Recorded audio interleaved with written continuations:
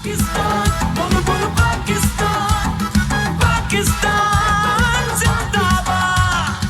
अस्सलाम वालेकुम नाज़रीन, उम्मीद आहे तव्हां सभई ख़ैरियत सां हूंदा। पाकिस्तान जी आज़ादी जो ॾहाड़ो 79 साल मुकमल थी विया आहिनि पाकिस्तान खे अॼु, ऐं अॼु पाण आज़ादी जो ही जश्न मल्हायूं पिया धरती टीवी जी स्क्रीन ते, उनजे मंच ते अॼु असीं हिते मौजूदु आहियूं। ऐं इंशाअल्लाह ही सॼो ॾींहुं ट्रांसमिशन जो सिलसिलो जारी रहंदो। मुख़्तलिफ़ महिमान ईंदा, उन्हनि सां डिस्कस कंदासीं। ख़ासि तौर ते 1947 खां पाण ई किसो शुरू कंदासीं आज़ादी जो ॾहाड़ो, बल्कि उनखां पहिरियां बि जेके सरगर्मियूं थींदियूं रहियूं। 1940 जी करारदाद, जंहिंखे करारदाद मक़ासद या पाकिस्तान जी करारदाद बि चयो वेंदो आहे।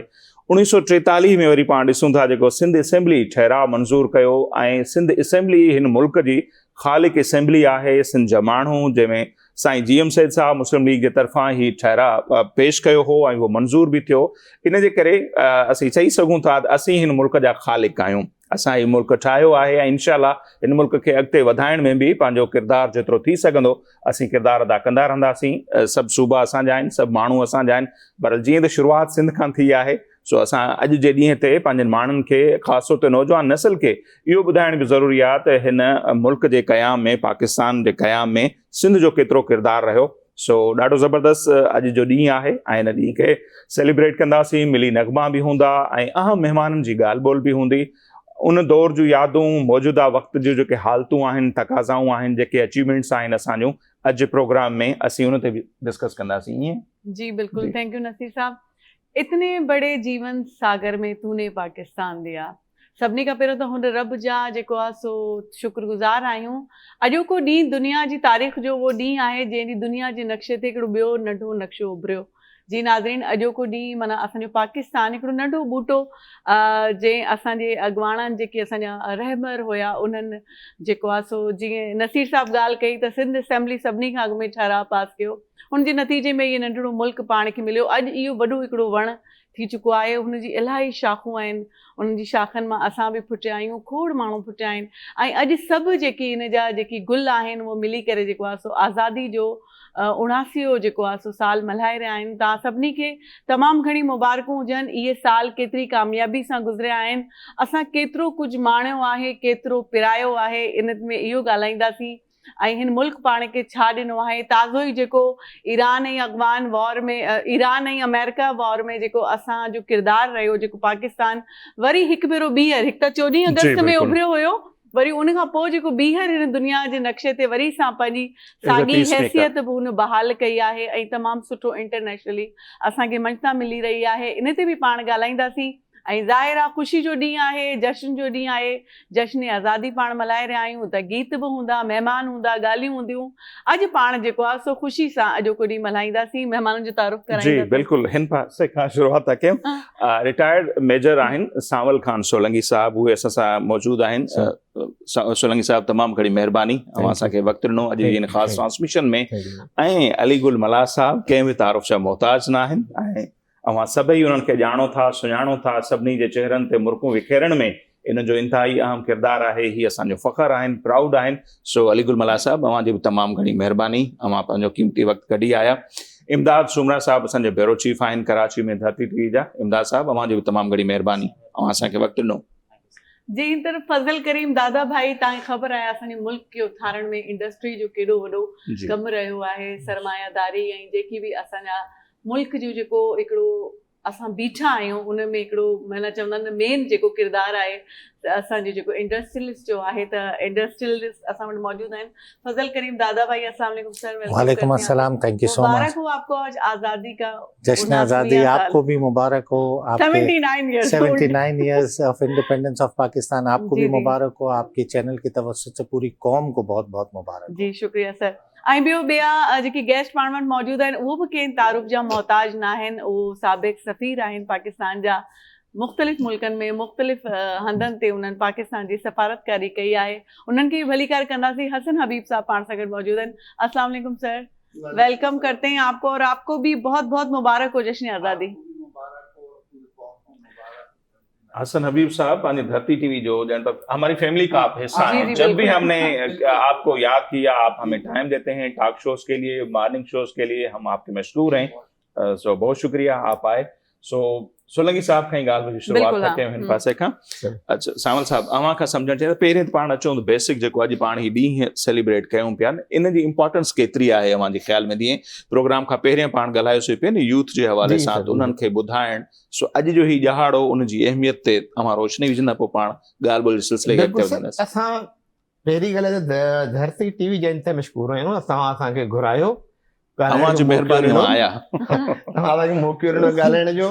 ॿियो त मसाल ॿिनि सां असां इहो बि ॾिसूं पिया था तव्हां बहितरीनु प्रोग्राम अरेंज पिया था कयो जेके इम्पोर्टेंट डेज़ आहिनि त पूरे दुनिया में जेके माण्हू असांखे ॿुधनि पिया था या ॾिसनि पिया था असां हम सारों को आज योम आज़ादी दिल के गहराइयों से मुबारकबाद पेश करते हैं जीअं तव्हां ॻाल्हि कई त 43 में सिंध जी असांजी असेंबली उन जेकर ऑफिशियल का जेको लीगल का असेंबली हुई त सिंध असेंबली जी, हुई वो बि सही उन जो एज अ लीगल ਉਹ ਕੁੰਜੀ ਪਾਸ ਕਰਨ पाकिस्तान जे बिल्कुलु असां ख़ालिक बि आहियूं साईं कायदे आज़म झिरक में पैदा थियो या बिल्कुलु। कराची में पैदा थियो जी। हू वाज़ी सिंध सही ही वाज फ्रॉम सिंध बिल्कुलु मतिलबु त असां उन भरण सां उन पहिरीं ॻाल्हि ते इन ते अचो काफ़ी ॻाल्हियूं आहिनि त पहिरीं ॻाल्हि इहा आहे त अॼु असां इंतिहाई हिकिड़ो असांजे लाइ फ़ख्रु ऐं हिकिड़ो असांजो एतमाद ऐं एतक़ाद जो अॼु ॾींहुं आहे मुक़दस ॾींहुं आहे असांजो ऐं असांजी जेका यूथ जनरेशन आहे उन्हनि खे थोरो प्रेमाइश ॾियण वारी ॻाल्हि आहे इंट्रोडक्टरी नोट बि ॾियण वारी ॻाल्हि आहे बिल्कुलु त ॾिसो असां हीउ जेको मुल्क आहे हिते 7वीं सदी खां 1000 साल मुस्लमान रहिया हुकुमरान असां कीअं पहुतासीं हिते वरी गुलाम कीअं थियासीं हे जॾहिं गोराची आहे त 200 साल वरी वेची आहे सही असांजी झेड़ो झड़पूं जेके शुरू थियो आहे 1957 खां शुरू थियो हाणे अॼु जे मुल्क में असां वेठा आहियूं असांखे कंहिं प्लेट में रखे कोन ॾिनो आहे बिल्कुलु उनजी पहिरीं जेकर तव्हां कुर्बानी शायदि तव्हां ॿुधो या ॿुधी हूंदी या ॾिठी हूंदी या मां रिपीट कयां यूथ जे लाइ त उनजी पहिरीं कुर्बानी आहे त बहादुर शाह ज़फर जा 4 पुट जवान उन्हनि जो सर कटे उन्होंने प्लेट में रख कर टेबल पे सजा दिया था जफर शाह के सामने सही ये पहली आप अंदाजा कर लें 1857 में 2 लाख से ऊपर लोग शहीद हुए ये कोई मजाक नहीं था जी बिल्कुलु बिल्कुलु यूनाइटेड इंडिया असां पहिरियां त यूनाइटेड इंडिया जी मूवमेंट बि हलाई थी बिल्कुलु जंहिंमें 6 ताईं बि मुस्लिम लीग ठही पर कायदे आज़म 13 में हेठि कयो एस ताईं कायदे आज़म खे अमूर जो सफ़ीर सम्झियो वेंदो वी आर प्राउड ऑफ असांजे बाबा असांजे जिते दफ़न थियल आहे असांजी मटी मां पैदा थियल आहे असांजी ख़ुशबू मां पैदा थियल आहे असांजे लाइ त फ़ख्र जी ॻाल्हि आहे पाकिस्तान इज़ आवर होमलैंड बिल्कुलु दैट डे फर्स्ट 88 मतिलबु आयो त फर्स्ट डे हुन ॻाल्हि ते कोन था वञो फर्स्ट डे ते बि असां जॾहिं आर्मी में एंटर बि थियासीं न त पहिरें ॾींहुं बि जो सवाल इहो हुयो त तव्हां मां असांखे मतिलबु जेको हुननि खे जेका स्मेल ईंदी आहे न असांखे मुंहिंजो त अहिड़ी ॻाल्हि का बि कोन्हे का साईं GM सैयद ही वॉज द फर्स्ट मैन मां जनरल पंहिंजो इहो आर्मी चीफ जनरल काकड़ हुयो सुवाल पुछे मुंहिंजो त he was the first man yes yes जॾहिं तव्हांखे पाकिस्तान ठहिण में पहिरीं करारदाद जेको सिंध मां पास करे आहे साईं मुस्लिम लीग सॼी उनखे हेठि कई आहे बिल्कुल उन वो की अच्छे दिन बार रंग मैंने कहा हम क्या कह सकते हैं अब जब वक्त और हालात तो देखें मैं ये कहता हूँ कि हजरत इमाम हुसैन ने क्या किया था सही सैयद थे सादात थे कौन से गलती पे थे उनको कत्लेआम कर दिया उन्होंने तो ये इख्तिदार की जो जंग है अब जब आया हम नहीं बढ़ते बड़े थे हमारे हम नहीं बोलते कायदे आज़म ये अपन पेज पे थे फिर पेज फटा वो हमेशा फटता है जुड़ता है फटता है ये तो हमेशा से हो रहा है सही तो बहरहाल ॻाल्हि इहा त असांजो जेको नौजवान तबिको आहे हिन वक़्तु यूथ आहे उनजे लाइ असांजी इहो ही अॼु जंहिं स्टेज असां वेठा आहियूं अॼु जंहिं जॻह ते वेठा आहियूं ही ॾाढो कुर्बानियुनि खां पोइ मिलियो बेशक हिन जूं जेके कुर्बानी असां तव्हांखे हिकिड़ी त मां तव्हांखे इहा ॼाणे गोरा जॾहिं असांजा हुकुमरान हुया हिते हितां वर्ल्ड वॉर 1 में असां एतिरा ग़ुलाम हुआसीं जो वर्ल्ड वॉर 1 में असांजा 14 लख माण्हू वठी वञी हिननि 8 लख त बाक़ाइदा कॉम्बैट फोर्स ही 4-5 लख उन्हनि खे मानी टिकी पहुचाइण वारा सर्विसिस 13 लख तां माण्हू वठी आया 15 रुपया महीने ते पगार ते उन्हनि वञी हुते शहीद कराया माण्हू मारिया शहीद छा उन्हनि खे छा शहीद चऊं छा उन्हनि माण्हू जी असां ग़ुलाम हुआसीं कुर्सी में वेहंदो गोरो असांखे वेहण लाइ छा चवंदो चिट ॾींदा कुर्सी ते उहो वेहंदो जंहिंखे गोरे जी चिट हूंदी चेयरमैन चेयरमैन चेयर ते केर वेंदो सभु हेठि वेंदा हुया सही ग़ुलामी जो तस्वुर ॿाहिरि आहे अवां जेकर ग़ुलामी जो तस्वुर ॾिसो त फ़लस्तीन खां पुछी ॾिसो न असां सां गॾु मुंहिंजा दोस्त पढ़ंदा बिल्कुलु हुया उन्हनि खां पुछी ॾिसो सही ॾिसो न तव्हां बिल्कुलु सही चयो पाण गुलाम हुआसीं पर हिकिड़ो सोजरो वरी आयो न पाकिस्तान हाणे असां चाहियूं त हाणे आज़ाद हाणे ॾिसो हाणे असां मूवमेंटूं ॿाहिरि उन खां पोइ ॿी असां जेका मूवमेंट दोस्त सभु साथियुनि खे ॾिसो सर सैयद अहमद खान आहे अली बरादरारनि इन्हनि जी महिनत अलामा इक़बाल कायदे एज़म अॼु इहो उहो ॾींहुं आहे जो उन्हनि सभिनी ते दुआउनि ते उन्हनि जे शुक्रगुज़ार थियण जो ॾींहुं आहे बिल्कुलु उन्हनि उहे ॾींहं ॾिठा जेको असां सोचे कोन था सघूं बिल्कुलु असां सोच बि कोन था करे सघूं जेका उन्हनि क़ुर्बानियूं ॾिनियूं ऐं उन क़ुर्बानी जे फल में असांखे हिकिड़ो आज़ादु मुल्क मिलियो हाणे उन ॻाल्हि ते बाद में तव्हां ॾिसो आज़ादु मुल्क मिलियो जीअं साईं चयो पहिरियां असां ॻाल्हायोसीं पिए त ॾिसो मामलात हर जॻह ते मौजूदु आहिनि लेकिन जेको आज़ादी जी नेमत आहे कंहिं मथां उनजो कोई बदल ऐं अॼु पाण घणो फोकस उन ते पंहिंजा जेको भारतीय जेको ॾाढाई जे हेठि जेको कश्मीर जो हिसो आहे पंहिंजो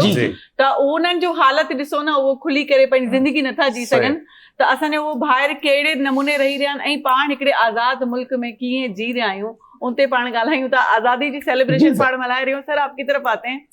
तो जेको आहे सो अच्छा हाँ अली कुल खान जी चवंदा लाइन साहब सोलंकी साहब जो ॻाल्हियूं अवां ॿुधियूं ऐं अवां जा जज़्बात अॼोके आज़ादी जे दिहाड़े जे हवाले सां ॾाढी ख़ुशी थी त माना हे जेके सी चेयरमैन जी गुलाम न माना उन ज़माने वाकई जेकी चेयर अता कई वेंदी इहा माना वॾी सनद हूंदी जंहिं मथे वेही सघंदो जो कहा कि जो जिसके पास चिट्ठ होगी वो चेयर का मालिक वो चेयर पे बैठ सकता है यानी चेयर का मैन होगा तो ये जबरदस्त ॻाल्हि आहे सर हाणे असांखे तमामु वॾी ख़ुशी आहे मूंखे हिकिड़े चयो भाई पाकिस्तान आपके बाप का है मैं मेरे दादा का है मेरे बाप तो कुछ नहीं है मेरे दादा मेरा परदादा पाकिस्तान खे असांखे फ़ख्रु थींदो आहे असां मुल्क में आहियूं जॾहिं तव्हां ॿाहिरि जॾहिं वेंदा वञो था उते असांखे अहसासु थींदो आहे त पंहिंजे मुल्क में असांजे में वॾी आज़ादी आहे ऐं असां आज़ादी सां घुमंदा आहियूं असां कॾहिं बि जेको आहे सो कहिड़ी फोर्स खे बि ॻाल्हाए वेंदा आहियूं कुझु न हूंदो आहे त ॿी जाइ ते तव्हांखे त साह खणण जी बि सिगरेट यूं उछलाए त ख़बर पइजी वञे किथां ॾंड लॻी वियो त पाकिस्तान ॾाढो ज़बरदस्त सुठो मुल्क आहे हीउ हिकिड़ो घर आहे ख़ूबसूरत घर आहे घर ख़राब न हूंदो आहे हुनमें कुझु फर्द हूंदा आहिनि ख़राब हूंदा आहिनि हिकिड़े घर में 5 ॿाहिरि आहिनि हिकिड़ो चोर हूंदो आहे को ॾाढो हूंदो आहे को भलो हूंदो आहे को कीअं हूंदो आहे त ईअं थी सघे थो बाक़ी मुल्क ख़राब न हूंदो आहे को बि असांजो प्यारो मुल्क आहे ऐं असांखे हक़ीक़त इहा आहे त ॿियो त इहो मूंखे परेशानी अॼु ताईं वॾी रही आहे त हिकिड़ो मां सुवालु कयो मुंहिंजो क़ाइद आज़म किथे पैदा थियो आहे पंहिंजे मुंहिंजे ई प्रोग्राम में जेको धरती माला माल में त वट जो कराची के जो हो के जो त मां चयो कंहिं बि मूंखे सही सुवालु मिलियो मां चयो जिर्क हमरा हिकिड़ो उथी पियो उहो अदीब दानिशवर उर्दू वारा उथी बीहो चयो बाबा जिर्क में तो तारीख़ दिखाओ मां चयो आप भी दिखाओ कराची में पैदा हुआ है न पुराणा जेके दर्सी किताब आहिनि 3 चौथे में पढ़ाईंदा हो किताबनि जूं अॼु ते कापियूं पयूं आहिनि पर इहो माना ॿुधो ई नाहे ॾिठो वञे त पर हिकिड़ी ॻाल्हि जीअं सर चयो त बाबा केरु बि आहे किथां बि आहे असांजी सिंध में पैदा थियो मां चवंदो आहियां त मुंहिंजो उमर शरीफ़ मुंहिंजो भाउ आहे हा बिल्कुलु मुंहिंजी धरती जो पुटु आहे असांजी सिंध जो पुटु आहे सिंध में मोइन अख्तर हुजे असांजा जेके बि वॾा लिखारी जेके बि आहिनि जेके बि सिंध में रहनि था उहे असांजा वॾा भाइर आहिनि असांजा असां हिननि जे लाइ पंहिंजो यकीन कयो असांखे ॾिसंदा आहियूं असांजा हथ ॾकंदा आहिनि हिनखे ख़ुशी थींदी आहे त असांजो माण्हू ऐं पंहिंजी जेकी तरबियत आहे न लतीफ़ सरकार जो पैगाम छा आहे गंढिन सारो ॾींहुं छिनण मोर न सिखिया त पाण गंढिण वारा आहियूं सभिनि खे गॾु खणी हलण वारा आहियूं अच्छा उन ते बि ईंदासीं इमदाद साहिब खां पुछूं इमदाद साहिब अॼोके ॾींहं ते पाण ॾिसंदा आहियूं त मुख़्तलिफ़ तक़रीबूं बि थींदियूं आहिनि गार्ड्स ऑफ ऑनर बि थींदो आहे मज़ार क़ाइद ते तक़रीबात त अॼु जॾहिं अवां सुबुह जो आया त कहिड़ा कहिड़ा इवेंट अटेंड करे आया या छा तक़रीबूं रहियूं अॼु जी नसीर साहब वॾी महिरबानी जीअं त अॼु असां पूरे पाकिस्तानी क़ौम खे जेको आहे जशन आज़ादी दिहाड़े जे हवाले सां सभिनी खे मुबारकबाद था ॾियूं अॼु जेको आहे मज़ार क़ाइद ते जेको आहे उते वज़ीर आला सिंध ऐं गवर्नर सिंध ऐं ॿिया बि जेको आहे मिनिस्टर जेके हुआ ऐं काफ़ी शहरवासी जेका उहे मज़ार क़ाइद ते पहुता उन्हनि जेका मज़ार क़ाइद ते हाज़िरी भरी ऐं दुआ बि कई ऐं वधीक पाकिस्तान जे लाइ बि दुआ घुरी वई जॾहिं त सिंध असेंबली में जेको आहे उते स्पीकर अवैस कादर शाह साहब पारां उते हिकु वॾी तक़रीब कोठाई जेका उहा जारी आहे ऐं कराची जे मुख़्तलिफ़ कुंड कुड़छन में बि जेको आहे जशन आज़ादी जे हवाले सां उहे तक़रीबूं जेके आहिनि उहे बि हिन वक़्तु जारी आहिनि असां बि जेको आहे काफ़ी मुख़्तलिफ़ जॻहनि ते पहुतासीं। तक़रीब ॾिठी, सभ खां पहिरियां जेका तक़रीब थी मज़ार क़ाइद ते तक़रीब ते वज़ीर आला सिंध हाज़िरी भरी ऐं काफ़ी कुंड कुड़च में जेको आहे तक़रीबूं हिन वक़्तु जारी आहिनि। ऐं जीअं तव्हां ॻाल्हि कई त सिंध असेंबली वाहिद जेको आहे करारदाद पेश कई, सिंध वाहिद सूबो आहे जेका हिन पाकिस्तान जेका करारदाद पेश कई, लेकिन पोइ बि अॼु जेको आहे कराची जे कुंड कुड़च में जेके आहिनि उहे तक़रीबूं जेके जशन आज़ादी जे हवाले सां उते मतिलबु त उहे जारी आहिनि। सही। सर आपकी तरफ आते हैं तो एक आपने बीच में जब हम अपने प्रोग्राम अभी शुरू नहीं किया था तो जिक्र चल रहा था मिली नगमों का, और पीटीवी के दौर में हम बहुत से एक नगमा चलता था जो जिसमें कहते थे ए रूहे काहिद आज के दिन हम तुझसे वादा करते हैं, और उसके बीच का शेर कुछ इस तरीके से था कि दरियाओं की तह में उतरेंगे, रक्षिंदा गौहर लाएंगे, अफलाक के हद को छू लेंगे, तारे भी ज़मीन पर लाएंगे। कहाँ तक पहुँच गए हम लोग? देखिए, पाकिस्तान सबसे पहले तो एक दफ़ा सारे गेस्टों को, पूरी कौम को 79th इंडिपेंडेंस डे बहुत बहुत मुबारक हो। लेकिन पाकिस्तान का जब वजूद में पाकिस्तान आया तो बहुत ही ज़्यादा डिफ़िकल्ट सर्कमस्टांसेस में था, और जैसे हमारे फाउंडर्स जिसमें अल्लामा इकबाल साहब और जिन्ना साहब का जिक्र हुआ, कायद आज़म का, हमने ये बड़ी स्ट्रगल से एक सेपरेट होमलैंड फॉर मुस्लिम जो है वो हासिल करने में कामयाब हुए। इसमें बहुत लोगों की कुर्बानी है, हमारे आबो अजदादों की कुर्बानी है इसमें। और पाकिस्तान जब वजूद में आया तो जो पाकिस्तान के मुखालिफ लोग थे वो ये कह रहे थे कि पाकिस्तान अपनी इन्फेंसी से आगे नहीं जा सकेगा, इसको अनवाइबल डिक्लेयर करके इसको एज अ फेलियर बोलते थे और ओपनली बोलते थे। वहाँ से हमने largest Indus basin irrigation system से हमने एरिड लैंड्स को फर्टाइल किया, इंडस्ट्री की बेस डाली। इंडस्ट्री आज हमारी सियालकोट के जो है इक्विपमेंट्स, मेडिकल इक्विपमेंट्स पूरी दुनिया में जा रहे हैं। फीफा के अंदर हमारी फुटबॉल्स जा रही हैं। हमारे इंडस्ट्रियल शोबे ने एक बेमिसाल तरक्की की है। और उसके बाद से जहां हमारे पास एक पिन नहीं होता था जब ये मुल्क आज़ाद हुआ था नोटिस बोर्ड पे लगाने के लिए, आज हम वहां से एटमी ताकत बने। तो पाकिस्तान का जो सफ़र है वो तो एक बहुत तवील और बहुत ही सक्सेसफुल सफ़र रहा, और फ्रॉम सर्वाइवल टू सिग्निफिकेंस पे हम आए। और पाकिस्तान की कौम का मैं आज ये बताता चलूं कि अगर आप देखें कि पाकिस्तान कौम पे, हर कौम पे मुसीबतें आती हैं, डिफ़िकल्ट टाइम्स आते हैं, पाकिस्तान हैड ऑल्सो इट्स ड्यू शेयर, और काफ़ी ज़्यादा तकलीफ़ों से हम गुज़रे, आजमाइशों से गुज़रे। बट ये कौम इतनी रेजिलियंट कौम है, ये कौम इतनी डिटर्मिन्ड कौम है कि हर एडवर्सिटीज़ में Pakistan has reason to be a more stronger country, a more better country. और इसकी आवाम को इसका जो है क्रेडिट जाता है कि हर मुश्किलात में ये आवाम खड़ी रही। आप मिसाल ले लें, इवन सैलाब आते हैं तो अनप्रेसिडेंटेड फिलंथ्रॉपी होती है, लोग अपने घरों से चीज़ें निकाल के देते हैं। सैलाब ज़दगान में अर्थक्वेक होता है तो उसमें आप देखें, मुल्क की बात आती है। अभी रिसेंट जो हमारे पे जो एक आजमाइश आई थी जिसमें पाकिस्तान को अल्लाह ने सुरखरू किया, उसमें पूरी कौम सीसा पिलाई हुई दीवार थी। तो ये कौम पे जब जब मुश्किलात आई हैं, ये एक रेजिलियंट कौम बन के आई है, और एक बहुत खूबसूरत सफ़र ऑफ 79 ईयर्स जो है इस कौम ने वो तय किया है, निस्फ सदी से ज़्यादा। जी बिल्कुल। सर आपकी तरफ आते हैं हसन साहब, अभी इन्होंने यही बात की कि हम लोगों ने किस तरीके से, हमारी कौम ने अपना आप मनवाया। देखा जाए मवाक़िफ़ हालात में हम पे जो है ना क्रिटिसिज्म बहुत होता है बाहर के ममालिक को लेके, तो उनको मवाक़िफ़ हालात मिले, हम लोगों को गैर मवाक़िफ़ हालात मिले, और उसमें हम लोगों ने जो परफॉर्मेंस दी है, कितने हद तक आप मुतमईन हैं अब तक की हमारी परफॉर्मेंस? देखिए, पहले तो मैं एक करेक्शन कर दूं,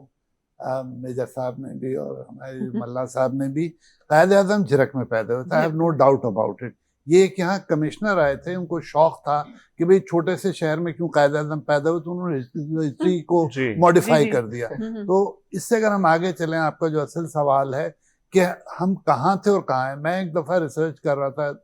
ये अर्ली 80s की बात है, तो जब पाकिस्तान बना था तो ये खित्ता जिसको अब हम पाकिस्तान कह रहे हैं, इसमें 48 इंडस्ट्रीज थी, पावर प्लांट की शदीद कमी थी।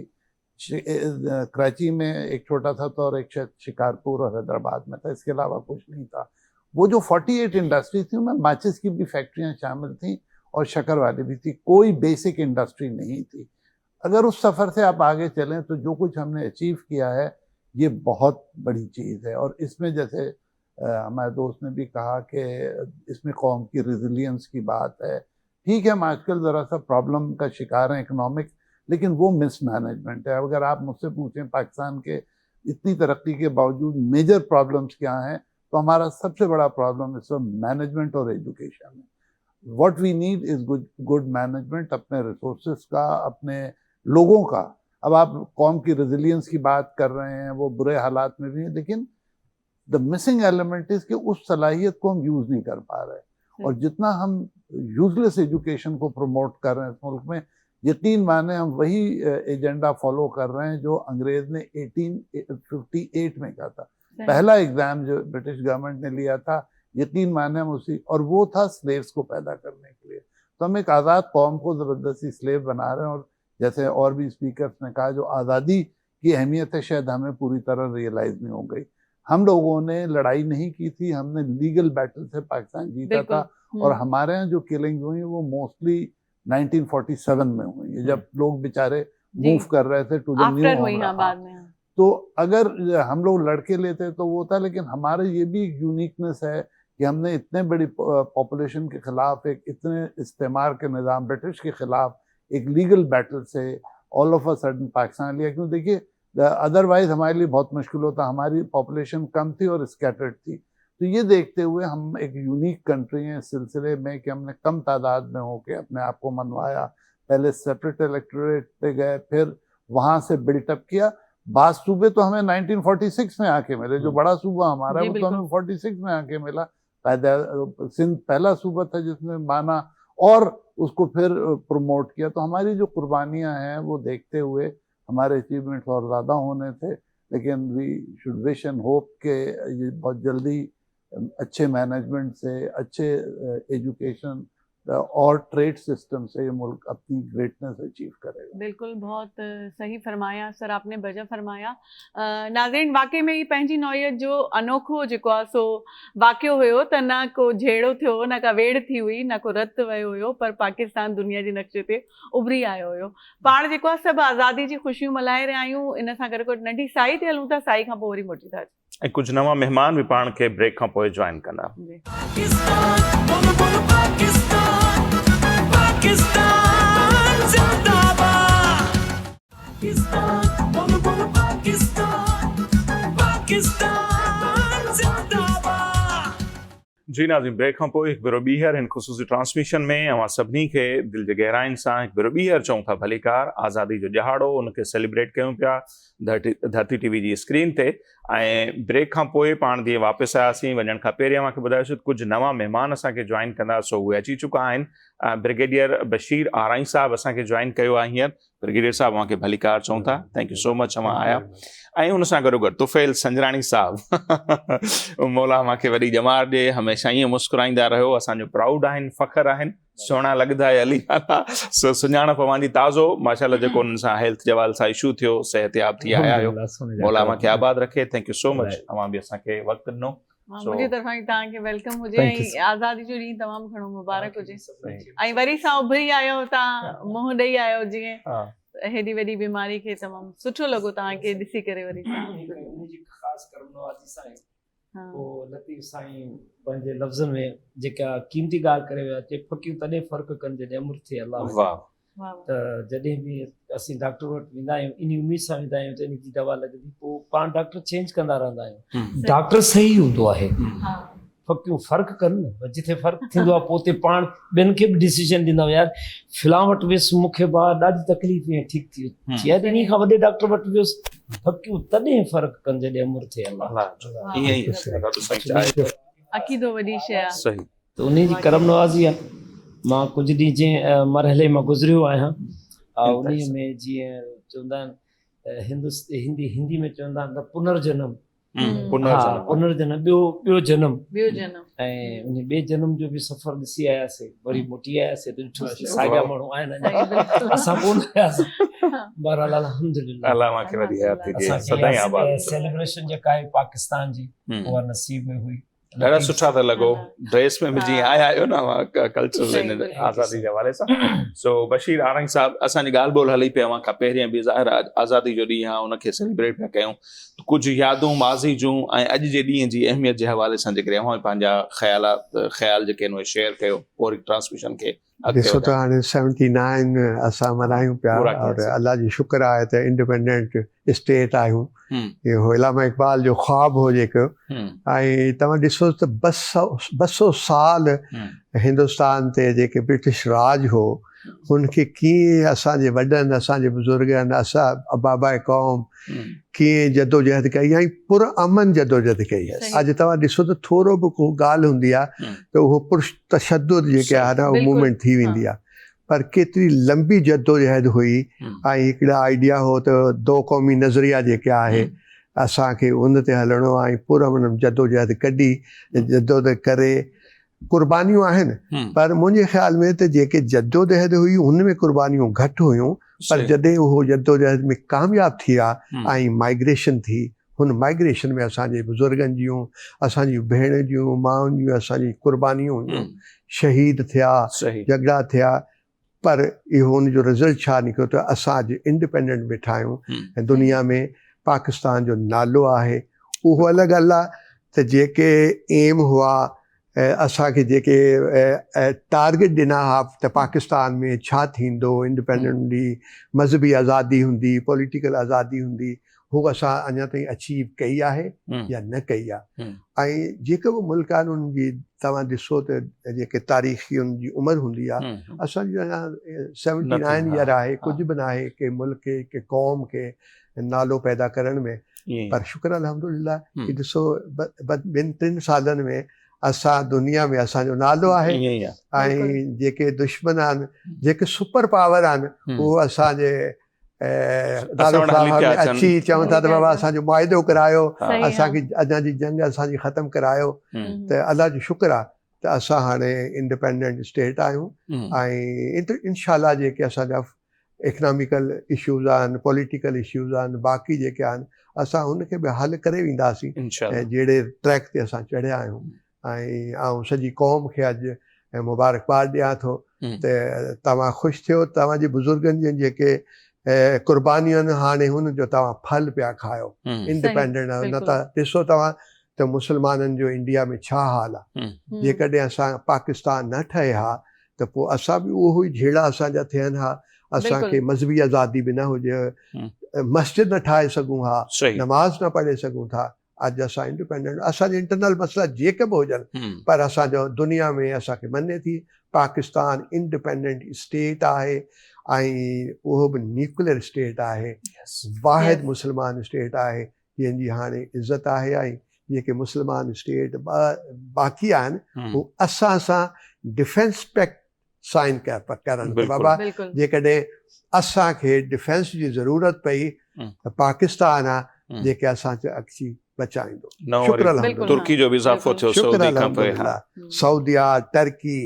इहो मक्का में पैक्ट थियो आहे असांजो इहो मतिलबु असांखे इहो बि ख़ुशी आहे हिन इंडिपेंडेंट डे ते असांखे इहो बि ख़ुशी आहे त जेके असांजा मुस्लमान मुल्क आहिनि उहे असां सां पैक्ट ऐं असांजी फ़ौज पाड़ेसरी मुल्कनि जी भेट में वरी बि वधीक जेको आहे सो शुक्र अल्हम्दुलिल्लाह त हाणे असांजे मुल्क जे तरफ़ां असांजी क़ौम जे तरफ़ को ॾिसंदो त उनखे सोचणो पवंदो त बाबा रिएक्शन छा ईंदो ऐं उहो तव्हां ॾिसी सघो था त इंडिया खे जेको बि जवाबु मिलियो हो हाणे उहो बैकफुट ते आहे ऐं दुनिया जी नज़रूं असां ते आहिनि तुफेल भाउ खां बि उनजे अच्छा अॼु जे ॾींहं जे हवाले सां इहे जेके माज़ी जूं यादूं पाण जॾहिं स्कूल में हूंदा हुआसीं यूनिवर्सिटी या कॉलेज में त हिन ॾींहं खे कीअं सेलिब्रेट कंदा कुझु यादूं सां मिली नगमो बि वहाँ खां ॿुधंदासीं ॻाल्हियूं बि काफ़ी थियूं ॻाल्हि ॿोल गॾो गॾु उहो बि थी असां स्कूल जे ज़माने में हाणे त स्काउट्स ख़तम ई थी वियो आहे स्काउट जे ज़माने में बाक़ाइदे एॾा वॾा इवेंट थींदा हुआ स्कूल में government high school number 1 Shikarpur में मुंहिंजी तालीम थी आहे मैट्रिक कई आहे मूं तां पोइ असांखे बाक़ाइदे फ़ौजी वर्दियूं ॾिनियूं वेंदियूं उहे बाक़ाइदे सिबबियूं हुयूं ऐं उन्हनि जा बाक़ाइदे परेड्स थींदा हुआ ऐं एॾा वॾा वॾा प्रोग्राम थींदा हुआ जेको असांखे हर सूबे मां आर्टिस्टनि खे फुटबॉल, सिंगिंग ऐं ड्रामेटिक हर शइ स्कूल में मिले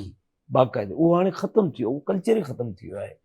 उन में असां ट्रैवल कंदा हुआसीं। असांखे इस्लामाबाद में परफॉर्म करण जे लाइ वञिणो आहे। शिकारपुर जी टीम आहे, सखर जी टीम आहे, डिविज़नल उन्हनि में प्रोग्रामनि में 14 अगस्त आहे मिसाल जे तौरु कोई असांजो आज़ादी जो ॾींहुं आहे, उन में असां बाक़ाइदे 23 मार्च 14 अगस्त ते इस्लामाबाद असां बाक़ाइदे पूरो पाकिस्तान थी वेंदा हुआसीं। स्कूलनि खे बाक़ाइदे एॾो तयारु कयो वेंदो हो, सॼो पाकिस्तान जो स्कूल इस्लामाबाद में हूंदो हो, या वॾनि वॾनि शहरनि जा वॾा इवेंट्स थींदा हुआ। उहे हींअर माज़ी जो हिकिड़ो हिसो थी विया आहिनि, न हुजणु खपे ईअं। छो जो तव्हां जॾहिं बि बच्चनि खे या पंहिंजे इन फ्यूचर ॿारनि खे पंहिंजे मुल्क जे बारे में ॿुधाईंदो त उन्ही खे इहो ज़रूरु ॿुधाईंदो त ही सिर्फ़ु मुल्क न आहे,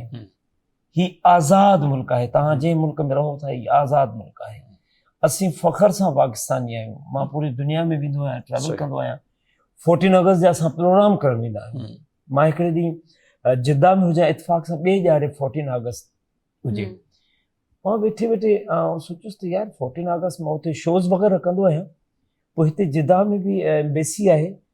इन्हनि जो अलाए छा प्रोग्राम हूंदो। मां हुतां छोकिरे खे चयुसि गाॾी कर, हलूं था होॾे एम्बेसी। उते वियासीं जिद्दा एम्बेसी में, माण्हू जेको बीठो उन जो सही पासपोर्ट ठाराइणो आहे, चयो शनाख्ती कार्ड ठाराइणो, मूंखे एम्बेसडर सां मिलिणो आहे सर। हू सर मां चयो उन खे ॿुधायो त तुफ़ैल संजराणी आयो आहे ऐं मां प्राउड ऑफ पाकिस्तान जो परफॉर्मर आहियां ऐं आर्टिस्ट आहियां ऐं एवॉर्डी ऑफ द आर्टिस्ट आहियां। मूंखे 5 मिंट जा लाज़मी खपनि था, तव्हां हुनखे ॿुधायो मुंहिंजे बारे में।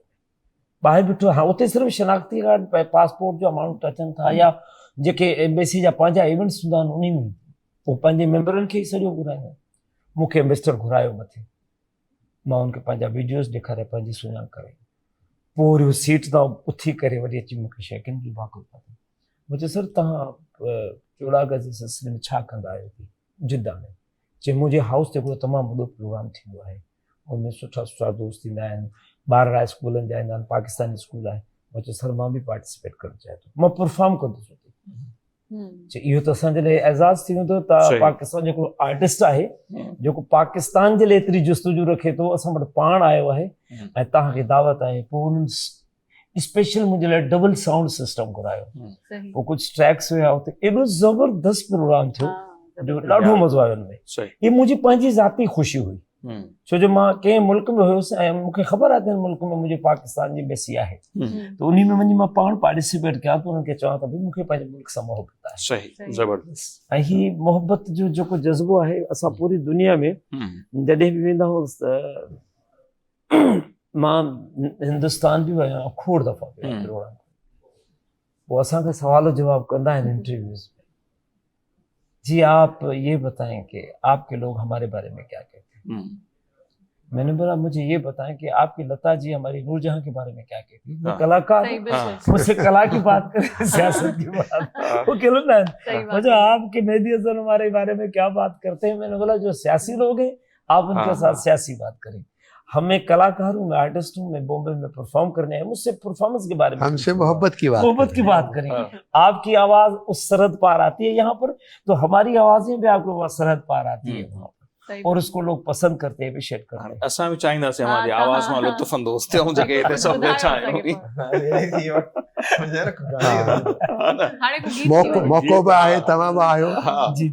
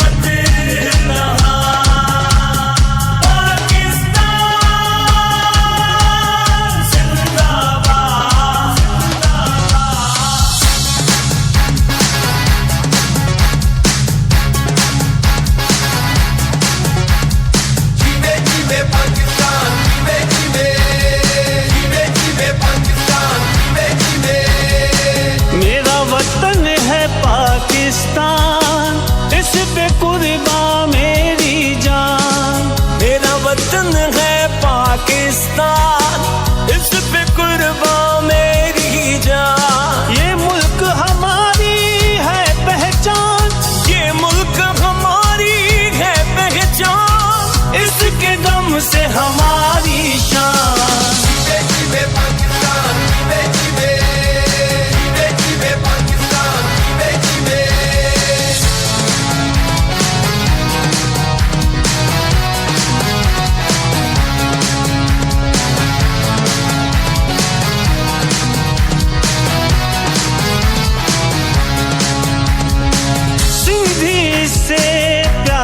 करता पंजाबी जान सार है करता, सिंधी से प्यार है करता,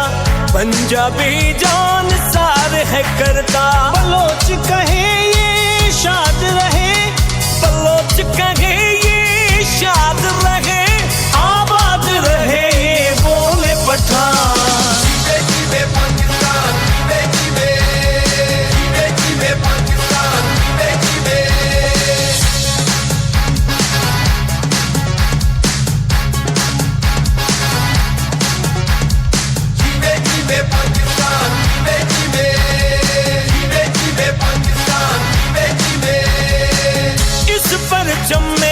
चांद सितारा जो के बुलंदी का है इशारा, इस परचम में चांद सितारा जो के बुलंदी का है इशारा। इस परचम को ऊंचा रखेंगे, इस परचम को ऊंचा रखेंगे, अमन व अमान का है ये निशान।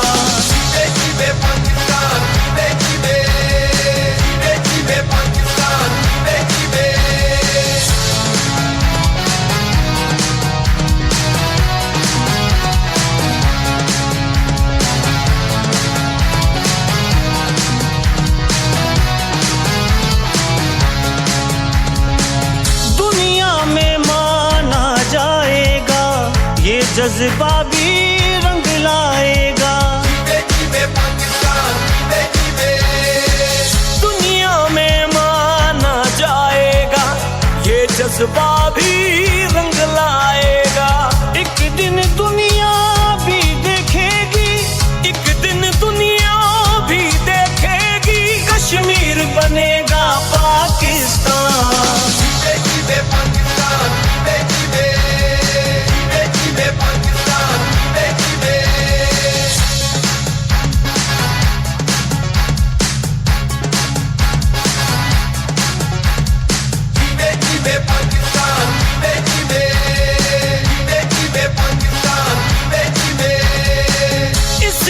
गुलशन सहरा प्यारे, दिलकश इसके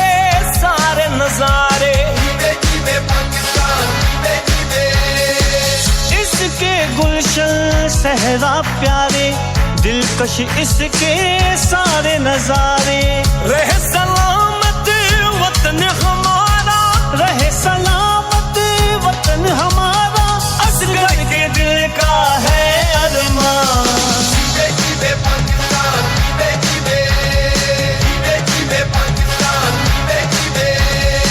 मेरा वतन है पाकिस्तान, इस पे कुर्बान मेरी जान। मेरा वतन है पाकिस्तान,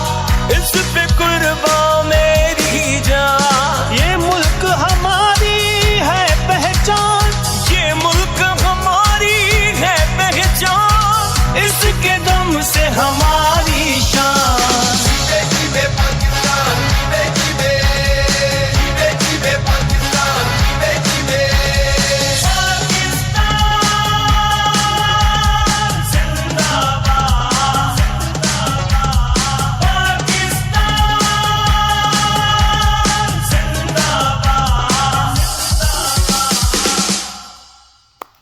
इंतहाई शानदार,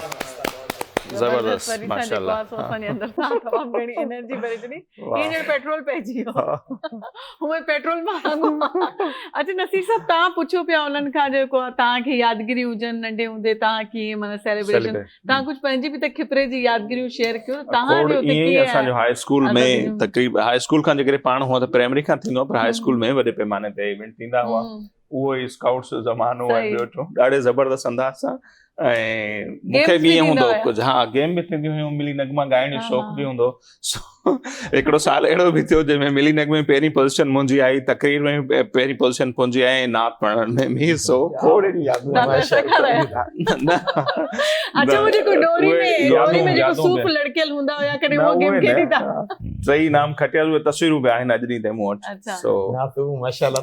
सोलंगी साहब जी बि यादगिरियूं ऐं गॾोगॾु हिकिड़ी ॿी अहम ॻाल्हि आराई साहब जीअं कई न हाणे पाकिस्तान में जेको पंहिंजो नालो थिए पियो जेको ताज़ो दिफ़ाई मुआहिदो थियो आहे टिनि मुल्कनि जे विच में पाकिस्तान सऊदी अरब तुर्की पहिरें पाकिस्तान ऐं सऊदी अरब जो ऑलरेडी हो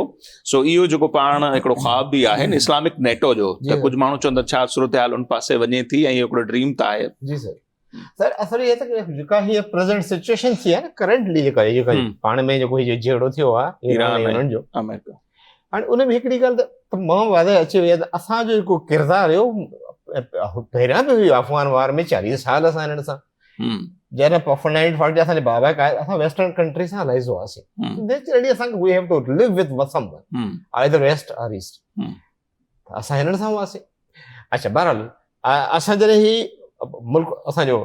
असां हिननि सां हलाई उन खां पोइ पाकिस्तान जी अहमियत जियोग्राफिकली त बहुत ऐं हिन तरह उभरी आई आहे सफ़ा ईरान उहे नेचुरल एज अ पार्टनर कि इन जंग में असांजो जेको किरदारु हुयो दैट वाज़ अ नेचुरल एतिरी पॉपुलेशन आहे माशाल्लाह ईरान जी असांजी common religion and belief we can't divide हाणे उन में असां जेके 3 मुल्क असां गॾिजी करे हिकिड़ो जेको इवेंट ठाहियूं पिया था असां हाणे जेकॾहिं ॿाहिरि ॻाल्हियूं अहिड़ियूं हूंदियूं आहिनि बसि असली सम्झण वारियूं करण वारियूं कोन हूंदियूं आहिनि मसाला ॾिसो जेके बि मुआहिदा आहिनि एग्रीमेंट आहिनि मुस्लिम उम्मा जो कॉन्सेप्ट असां जॾहिं तव्हां जी पंहिंजी ॻाल्हि कई 60 खां वठी करे 70 खां वठी करे सभु सेलिब्रेशन मल्हायूं आहिनि फ़ौज में साईं असां सां गॾु आहियूं 24 अगस्त सुबुह जो थी फ्लैग ऑफ पाकिस्तान जी सोचिंग सेरेमनी इहो सभु पाकिस्तान ज़िंदाबाद पाकिस्तान जी हमेशह इज़त रही आहे ऐं असां पंहिंजो एटमी ॾिसो भुट्टो साहिब जी तकरीरूं उहो जोश हुयो भुट्टे साहिब जो एटमी प्रोग्राम माशाल्लाह असांजी फॉरेन पॉलिसी माशाल्लाह अफ़गान वार में असांजी फॉरेन पॉलिसी दैट वाज़ अल्हम्दुलिल्लाह इख़्तिलाफ़ बि आहे माण्हुनि जो बहरहाल एनीवे ताज़े करंट सिचुएशन अचानक ई कोन थी आहे असां 40 50 60 साल खां सभिनी महिनत कई आहे that is unfortunate of the part of scene अॼु बाक़ी असां ठीकु आहियूं मुआशी तौर ते जेका असांजी आई आहे सूरत हाल असां असांखे होपलेस कोन आहियूं की अलाह कंदो त जेका महिनत हले पई हर माण्हू महिनत करे पियो थो पंहिंजे लेवल ते असां किथे ब्लेम न कंदासीं सूरत हाल बि अहिड़ी आहे दुनिया भर में बि अहिड़ी आहे त मुआहिदा इहे जेके मुआहिदा आहिनि असांजा उहे असांजे क़ौमी मफ़ाद में आहिनि इन में असांजो मफ़ाद आहे मुल्क जो मफ़ाद आहे अव्हां जी रिकग्निशन वधी अव्हां जी मुआशियात वधी अव्हां लेन देन वधी चलो तव्हां उनखां लोन वरितो सॉफ्ट लोन वरितो पंहिंजी मुआशी हालत बहितर करे तव्हां कुझु बि करियो ऐं असां वटि त माशाअल्लाह जो शुक्र आहे पाकिस्तान आर्मी आहे मज़बूत तरीन इदारो आहे असांजो मुल्क जो फ़ख्रु सभिनी जो फ़ख्रु आहे उन्हनि जे करे पंहिंजा उहो पंहिंजी इंटरनेशनल जेका पॉलिटिक्स आहे हुन गेम में उन्हनि पंहिंजो पाण खे इन रखे ऐं अॼु बि असां अॻे त ख़ुशि ॾाढा हूंदा हुआसीं जॾहिं जनरल अयूब जनरल ज़या हिननि जो शरफ़ साहिब जो दौरु हुयो त दैट वाज़ वी आर लकी कि असांखे मुआशी तौर ते असांखे उन दौर में ट्रबल कोन रही हाणे इहो त हाणे हुन ॻाल्हि ते जेका असां हाणे ॻाल्हायूं त हाणे असांखे त मुआशी तौर ते ट्रबल आहे मुआशी तौर ते असांखे त किथां सपोर्ट कोन पई थी मिले हर जॻह तां कर्ज़ ते मिलनि पिया ओके ओके सर कुझु चवणु चाहिनि था जी तव्हां करंट सिचुएशन ॾिसो न त जेके इंटरनेशनल एजेंडा आहे उहो इहो हो त तव्हां हिकु मुस्लमान कंट्री जेके आहे हुनखे टेस्ट कयो हुनखे वीक कयो छो त जेके उहे मुस्लमान कंट्रीज़ आहिनि हुननि अमेरिका सां वाइदो कयो त असांखे डिफेंस मिलंदो ऐं सभिनी में मज़बूत जेके मुस्लमान कंट्री हुई उहो पाकिस्तान हुई पोइ पाकिस्तान खे बि टेस्ट करे हो जेके इंडिया सां पाकिस्तान जी जंग थी हुन में हुनमें इहो टेस्टर हो बिल्कुल त ॾिसूं त बाबा असां मुस्लमान कंट्रीज़ खे वीक पिया कयूं त पाकिस्तान किथे बीठो आहे। पोइ पाकिस्तान जॾहिं मतिलबु इहो जंग थी पाकिस्तान 5 कलाकनि में 8 कलाकनि में प्रूव कयो त बाबा असां केतिरी वॾी ताक़त आहियूं। हाणे ॾिसो त सॼो सिनेरियो चेंज थी वियो आहे। पहिरियों जेके मुस्लमान कंट्री हुयूं उहो असां शुक्र कयूं था त जंग जेके आहे ईरान आयो आहे त ईरान आयो त मुस्लमान कंट्री खे ख़बर पई त बाबा जेके असांजा मुआहिदा आहिनि डिफेंस मुआहिदा उहो त असांखे बचाइनि ई कोन था। इहो मतिलबु हुननि जी प्रॉब्लम क्रिएट थी वियो आहे। त हाणे पाकिस्तान जेके आहे हुननि खे टेस्ट कयो, पाकिस्तान हुन टेस्ट में पूरो लहियो। पोइ पाकिस्तान सॼी दुनिया जी नज़रों में अचनि पियो त बाबा पाकिस्तान जेका पावरफुल कंट्री आहे एज डिफेंस इज़ कंसर्न। इन करे हाणे अमेरिका हुजे, फ्रांस हुजे, ॿिया को मुल्क हुजनि, हुननि सां डिफेंस मुआहिदा जेके मुस्लमान कंट्रीज़ आहिनि उहो ख़तमु थींदा। ऐं हुननि खे ख़बर पई आहे त जेकॾहिं को मुस्लमान कंट्री ते बुरो वक़्तु आयो, हुनखे हमलो थियो त वाहिद पाकिस्तान आहे जेको बचाए सघे थो। ऐं हुन में बचाइण लाइ ज़रूरी आहे त डिफेंस पैक्ट थियनि। वो थी वियो। हसन हबीब साहब आपकी तरफ आते हैं। ये जो अभी मुआहदे की बात हो रही है इस सिलसिले में आप कुछ कहना चाहेंगे? देखिए मुआहदे जैसे रेड्डी साहब ने कहा कि बिल्कुल क्लियर है कि रेंटेड सिक्योरिटी नहीं चलेगी। उन्होंने सब ने ईरान अमेरिका से एग्रीमेंट किए हुए थे, डिफेंस पैक्ट्स थे जिसमें वो बहुत ज्यादा इन्वेस्ट करते थे मनी वाइज। रिजल्ट क्या हुआ? रिजल्ट ये हुआ कि ईरान ने बहुत स्मार्टली टारगेट किया अमेरिकन बेसिस को। देखिए अगर मैं होता ईरानी तो मैं सबसे पहले बुर्ज खलीफा गिरा देता ताकि फाइनेंशियल लॉस होता। ईरानियों ने जज्बात का मुजाहरा नहीं किया। अगर कोई गलती से आदमी मरा है वो डेब्रीज गिरने से मरा है, डायरेक्ट टारगेट सिविल को उन्होंने नहीं किया। तो ईरानियों ने अपने आप को मॉरली स्ट्रॉन्ग साबित किया और जो उन्होंने रेजिलियंस शो की। देखिए अभी तक तो आपको पता ही नहीं नुकसान कितना हुआ है। 20,000 एयर स्ट्राइक्स हैं। अगर उसपे एक एक भी आदमी मारा हो तो, और ये हाई एक्सप्लोजिव की टारगेट्स थे, जब फिगर्स आएंगे आपको पता चलेगा कि कोलैटरल डैमेज कितना है। आजादी स्टेडियम तक तोड़ दिया जो फुटबॉल देखने में जहाँ जाते थे वहाँ। तो ये देखते हुए ईरान की रेजिलियंस से ये साबित ये भी हुआ, जैसे आप रेड्डी साहब ने कहा कि मुसलमान मुल्कों का एक किरदार है कि वो जुल्म बर्दाश्त कर सकते हैं, जबर उन्होंने बर्दाश्त किया लेकिन वो खड़े हुए हैं। इसी तरह पाकिस्तान का है कि जैसे हम लोग बार बार कहते हैं कि हमारी कौम बड़ी रेजिलियंट है, तो हम बुरे हालात में भी, चाहे इंडिया कितना भी सुपीरियर हो, देखिए जो सबसे बड़ी हमारी कामयाबी है हमने अपनी मिलिट्री माइट को डिप्लोमेटिक सक्सेस में कन्वर्ट कर दिया। इंडिया नहीं कर सका, बावजूद विजडम के, बावजूद सारी स्ट्रेंथ के। हमारी सबसे बड़ी स्ट्रेंथ ये है कि हमने अपनी मिलिट्री जो थी सुपीरियरिटी और न्यूक्लियर जो हमारी कैपेबिलिटीज थी उनको हमने डिप्लोमेटिक मैदान में रखा है। जैसे ये बता रहे थे हमारे दोस्त कि आप बाहर जाएं, there is a visible difference. आप कोई, अभी मेरा बेटा अमेरिका में था तो सिख जो इंडियन ड्राइवर था उसने उससे टैक्सी का किराया लेने से इनकार कर दिया, उनका नहीं आप पाकिस्तान से। और सिर्फ ये यहाँ नहीं, टर्की में भी हमने ये वाकयात सुने हैं, जर्मनी में भी सुने। तो ऑल इन ऑल हमने अपनी डिप्लोमेटिक और मिलिट्री स्ट्रेंथ की वजह से अपना नाम किया है। अब हमारा फर्ज ये है कि एक तो हम लोगों को इंक्लूसिव रखें। मुझे आपका सुन के बड़ा अफसोस हुआ कि सफ़ीर साहब जो है थे वो उन्होंने कोई फंक्शन पब्लिक अरेंज नहीं किया था। मैं 7 डिफरेंट जगह पे रहा हूँ, मैं कोई 21 साल बाहर रहा हूँ, मुझे 1 साल याद नहीं, चाहे वो चाइना हो, चाहे हॉलैंड हो, चाहे स्विट्जरलैंड हो या नॉर्थ कोरिया भी। हम जो होता था फंक्शंस करते थे, लोगों को बुलाते थे। बल्कि चाइना में तो बहुत सारे बड़े फनकार, आलमगीर साहब कई दफ़ा है, आपदा परवीन है, क्योंकि सब जाते थे नॉर्थ कोरिया। किम इल सुंग को बहुत शौक था, किम जोंग इल को बड़ा शौक था कि वो फनकार यहाँ से बुलाते थे और सबको घड़ियाँ बहुत महंगी होती थी, नाम लिखा हुआ ये वो,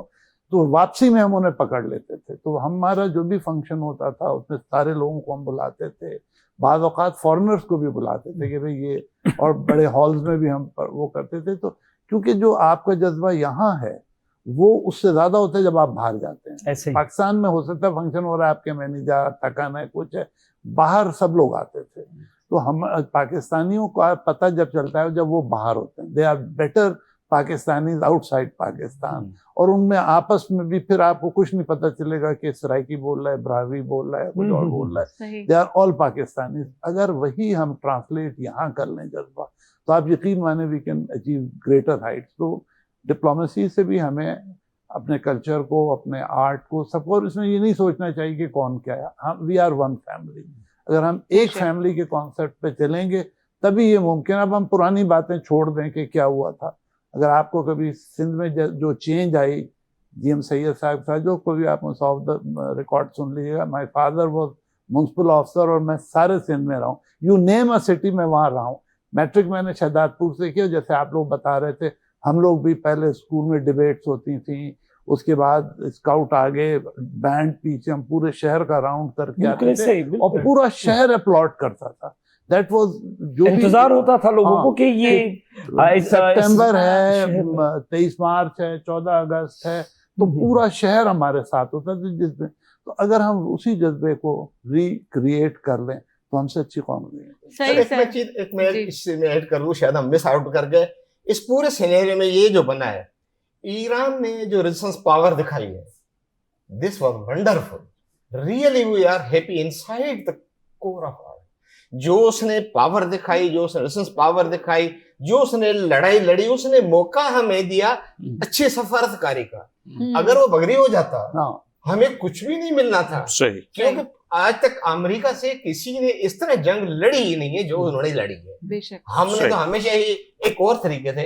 वो लड़ी है। अब दूसरी एक हमारी ये जो है, अब देखिए एक चीज ये है कि हम तो ये वो क्या कहते हैं, एक शहर हम तो हो जाएंगे फना, एक अर्ज़ वतन, तूने तो क़यामत तक कायम रहना है। असां अल्लाह से उम्मीद खां हिन सां इहो ई उम्मीद त हाणे जेको कुझु ठहियो, पाकिस्तान ठहियो, जिथे बि ख़राबियूं सुठियूं न, हाणे त भला हिनखे जेको बि कमियूं पेशियूं आहिनि, हाणे हिननि खे नेशनल थिंक टैंक, मां में ॻाल्हि खे थोरी पूरी करे वञा पंहिंजी, त नेशनल थिंक टैंक असांजो नेशनल थिंक टैंक खे सोचण जी ॻाल्हि आहे, सम्झण जी ॻाल्हि आहे त हाउ टू डेवलप अ कंट्री। जेकर असां 93,000 कर्ज़ जा मक़रूज़ थी विया आहियूं त कर्ज़ लाहिणो कीअं, हाउ वी गो विथ। हाणे असांखे ज़िंदह बि रहणो आहे, हलणो कल्ह ही विधो, कोई मसइलो कोन्हे, कोई नेशनल थिंक जो पॉलिसी प्लान तो हुजे ना। सही। वो तो नहीं वेंदासीं माशाअल्लाह इंशाअल्लाह। हिन जे पुठियां जेकी थीम आहे फजल करीम साहब तहां ॾे अचूं था सर, यही बातें भी हो रही हैं। इंडस्ट्रियल सेक्टर में भी बहुत कहा जाता है, बहुत सी इंडस्ट्री हमारे पास से चली भी गई है, तो आपको क्या लगता है कौन से नए अब कदम हम लोग को उठाना चाहिए कि हम फिर से जो है ना पुराना दौर फिर से वापस लाएं? वैसे हम बहुत अच्छे दौर में चल रहे हैं, लेकिन तो द इंडस्ट्री साइड पे हम बहुत जो है ना वो इस सवाल का जवाब देने से पहले मैं, क्योंकि 14 अगस्त के हवाले से ये जो अभी हमारा मक्का डिफेंस एग्रीमेंट हुआ, इसकी भी कौम को मुबारकबाद दूंगा कि इसमें पाकिस्तान का कलीदी किरदार रहा। और इस वक्त ये जो एग्रीमेंट हुआ है, ये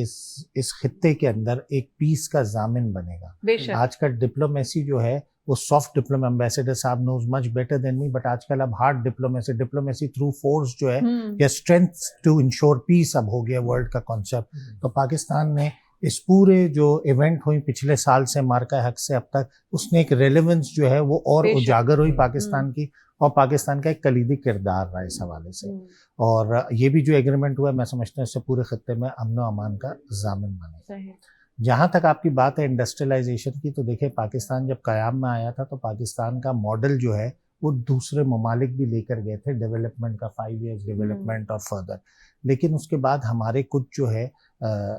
ऐसे इवेंट्स हुए जिसकी वजह से हमारी इंडस्ट्रियलाइजेशन उस हद तक बढ़ी नहीं, बल्कि उसमें हॉल्ट आया। उसके बाद फिर कुछ हमारी गवर्नेंस के इशू रहे, और अभी भी जो मैं समझता हूँ एज एन इंडस्ट्रियलिस्ट कि हमारी गुड गवर्नेंस का इशू है। हमारी जैसे इनने का एक थिंक टैंक बनाए या पॉलिसी टैंक बनाए, एक पाकिस्तान की वाज़ेह पॉलिसी होनी चाहिए इंडस्ट्रियलाइजेशन के हवाले से भी। 5 साल पॉलिसी होनी चाहिए विद रिगार्ड्स टू आपके जो चार्जेस हैं, इलेक्ट्रिसिटी चार्जेस, वो आप देख लें इस खित्ते में सबसे ज़्यादा हैं। आपको टैक्स को रेगुलेट करना है, टैक्स रिजीम को बढ़ाना है। तो ये फंडामेंटल जो हैं वो इश्यूज हैं जिसको अब एड्रेस करने की ज़रूरत है, क्योंकि हमने मैक्रो इकोनॉमिक स्टेबिलिटी अचीव कर लिया अल्हम्दुलिल्लाह। एक वक्त में ये भी बात होती थी कि पाकिस्तान का दिवालिया हो जाएगा, पाकिस्तान डिफ़ॉल्ट कर जाएगा। श्रीलंका की मिसाल दे रहे थे, अल्हम्दुलिल्लाह पाकिस्तान की इकोनॉमी में इतनी रेजिलियंस थी, यहाँ के कारोबारी तबके में इतनी रेजिलियंस थी, और हमारा जो बाहर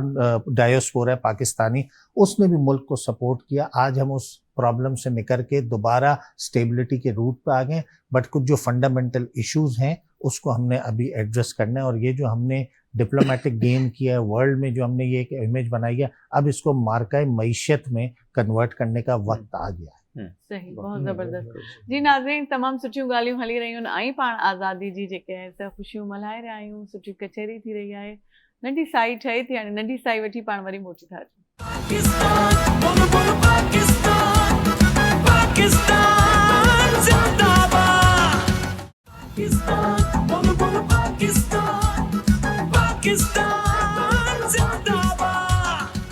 जी नाज़रीन, हिकु भेरो ॿीहर अव्हांखे चऊं था धरती टीवी जी हिन ख़ुसूसी ट्रांसमिशन में भलीकार ऐं ज़बरदस्त अंदाज़ सां असांजी जश्न आज़ादी जी ट्रांसमिशन हले पई। मिली नगमा बि ॿुधूं पिया, हींअर बि ॿुधंदासीं ऐं तुफ़ैल भाखंद ज़रूरु वंस अगेन असां ॿुधंदासीं हिकिड़ो ॿियो मिली नगमो। पर गॾोगॾु मूंसां गॾु बि हिकिड़ी सिंगर वेठल आहे, अव्हांखे ख़बर आहे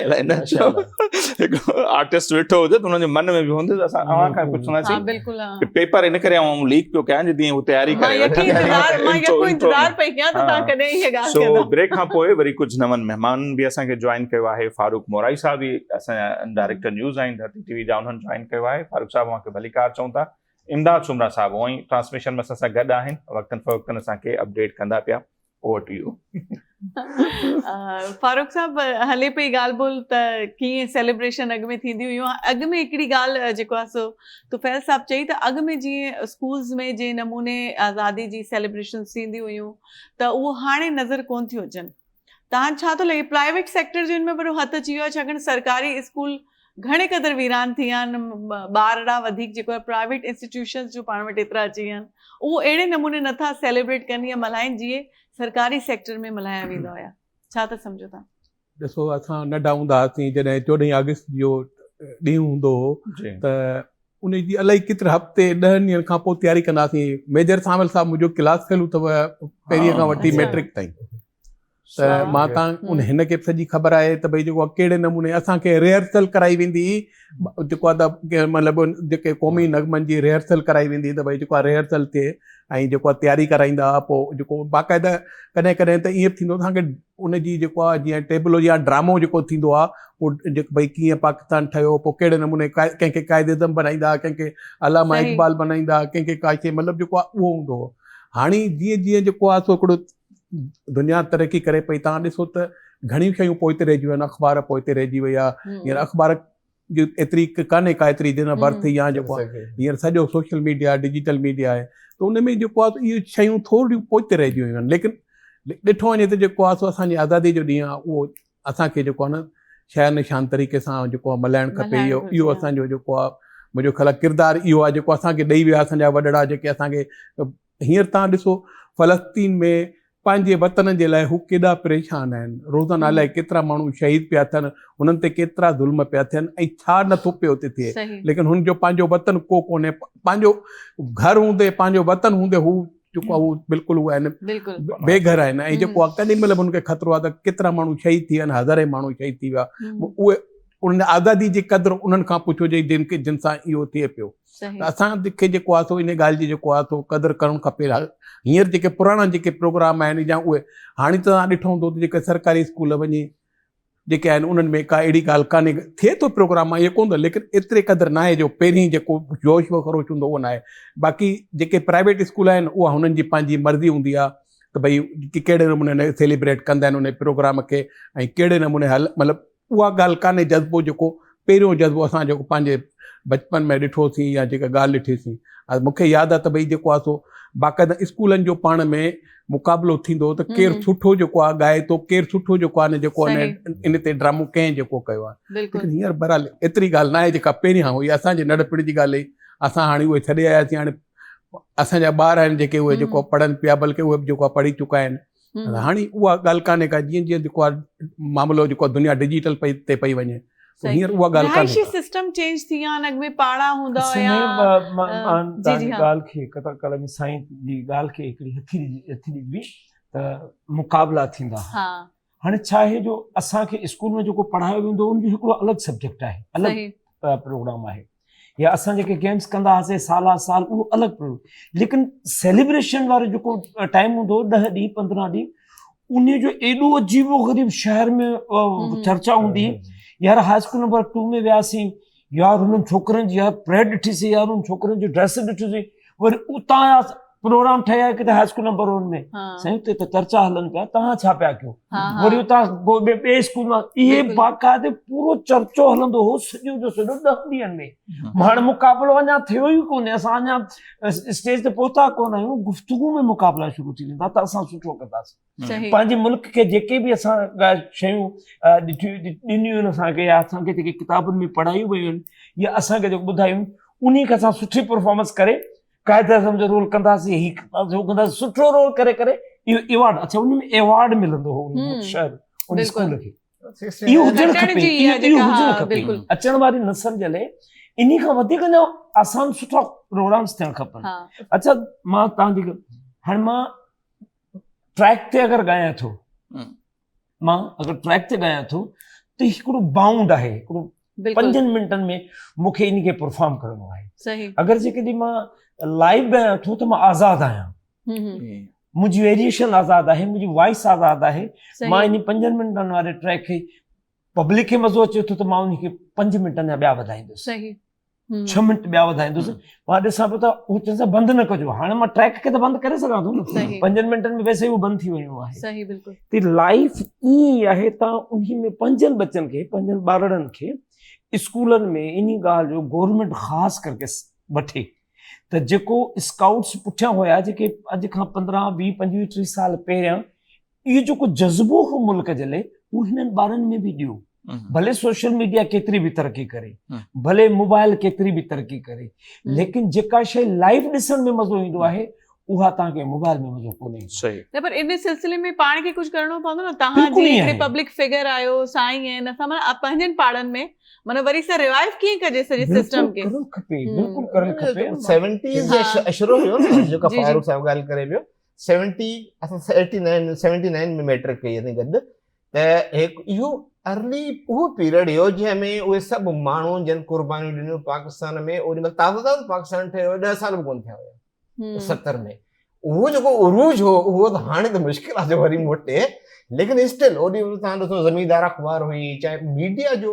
आलम दीन जो उहो जेको ॾिसो न हिकिड़े तरीक़े सां ओॾी महिल प्लेटफॉर्म हुयो उहे जज़्बो इहो जोश ॾियारींदा हुआ अॼु बि मीडिया जो सभ खां वॾो रोल आहे त ही जेको पाण प्रोग्राम कयूं था ट्रांसमिशन हर चैनल ते हले पियो त हुनजी केतिरी इंपॉर्टेंस आहे मां बि आराई साहब बि हुन ते ॿुधायो त हिनजी केतिरी छा पियो आहे त जॾहिं असां नंढा हूंदासीं असां प्राइमरी स्कूल में या हाई स्कूल में हूंदासीं त असांजा दादा नाना अम्मा पीउ असांखे कहाणियूं ॿुधाईंदा हुआ आज़ादी मतिलबु मूंखे यादि आहे त मुंहिंजो मतिलबु माई फादर मूंखे ॿुधाए थो बाबा जॾहिं असां जलंधर खां हलिया आहियूं त असां ॾिसो हाणे असां हिकिड़ी पंहिंजी को बि शइ छॾण लाइ तयारु न आहियूं पर जेके माइग्रेशन थी आहे इंडिया खां पंहिंजा घर कारोबार सभु कुझु इवन जेके मतिलबु असांजी भेणियूं माण्हू उहो पंहिंजो सोन बि मतिलबु उते बि छॾे ऐं पाकिस्तान जी माइग्रेशन कई इहो कहाणियूं जेके बि हुयूं क़ुर्बानीअ जूं इहो असांजे माउ पीउ खे असांखे ॿुधायूं ऐं असां स्कूल में उहो कहाणियूं ॿुधो स्कूल में असांजो जोश हूंदो हो हाणे छा थियो आहे असां नेक्स्ट नस्ल ते असां आहियूं न असां उहो कहाणियूं ॿुधियूं त आहिनि पर ॿुधायूं कोन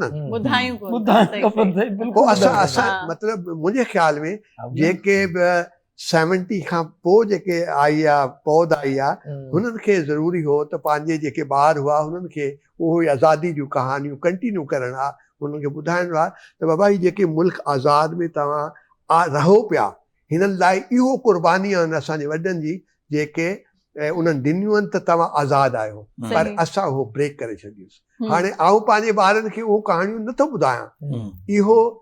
हाणे हिन जो हल छा आहे हिन जो हल इहो आहे त असां वटि मीडिया आहे असां स्कूल आहिनि बाक़ी आहिनि जेके घर में कहाणी नथा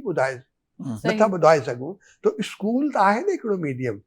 सोशल मीडिया त आहे न हुते जेके यंग जनरेशन आहे जेके जेनज़ी अॼुकल्ह चवंदा आहिनि हुननि खे ॿुधाए थो बाबा जेके तव्हां घुमो पिया मज़ा पिया करियो सभु कुझु जेको बि आहे हिन जे पुठियां हिकिड़ी आज़ादी जी कहाणी आहे हिन जे पुठियां हिकिड़ी क़ुर्बानी आहे उहो क़ुर्बानी खे न भुलो जेकॾहिं उहो क़ुर्बानी हुनखे यादि कराईंदासीं त इंशाल्लाह ताला उहो बि असां जहिड़ा हूंदा जोश हूंदो। ऐं मार्का हक़ खां पोइ काफ़ी माहौल चेंज थियो आहे, विच में थोरी माठ अची वई हुई, तव्हां सही था चओ, पर 1 साल 1.5 साल खां थोरो वधीक सां सरगर्मियूं वधी वयूं आहिनि। मां दुबई में पंहिंजो शो कयोसि पे जी जी सर, मां जॾहिं स्टेज ते पहुतुसि वॾो बैनर लॻल हो, 4-4.5 हज़ार माण्हुनि जो पैक शो हुजे, उनमें लिखियलु हो त अचो त सिंधी सिखूं प्रोग्राम जे नाले। मूं वरी ऑर्गेनाइज़र खां पुछियो जो ही कहिड़ो प्रोग्राम आहे, चइसि सुभाणे तव्हांखे सभु डिनर में ॿुधाईंदासीं ही प्रोग्राम छा आहे। ही जेका असांजी ॻाल्हि गुफ़्तगू हले पई जंहिं बेसिक ते, उन बेसिक सां रिलेटेड शइ हुई। असां प्रोग्राम ख़तमु करे ॿिए ॼाणे वियासीं हुते, मानी में खाई तूं जेके जिन्हनि प्रोग्राम ऑर्गेनाइज़ हुननि चयोसीं असां खां ग़लती थी आहे, साईं जीअं चयो त असां मां पंहिंजनि ॿारनि खे उहो न ॿुधाए सघियो आहियां जीअं असांखे बाबा ॿुधायो, जे असांखां ग़लती थी आहे कहिड़ी, जे असां पंहिंजनि ॿारनि खे इंग्लिश सेखारण जे चक्कर में ताकी दुनिया सां फाइट करे सघनि इंग्लिश में, असां हिननि सां पंहिंजी ॿोली ॻाल्हाइण छॾे ॾिनी। बिल्कुलु ठीकु, हाणे उहा असांजी गिची में विझी आहे त असांजा ॿार थी विया आहिनि अंग्रेज़। ठीकु,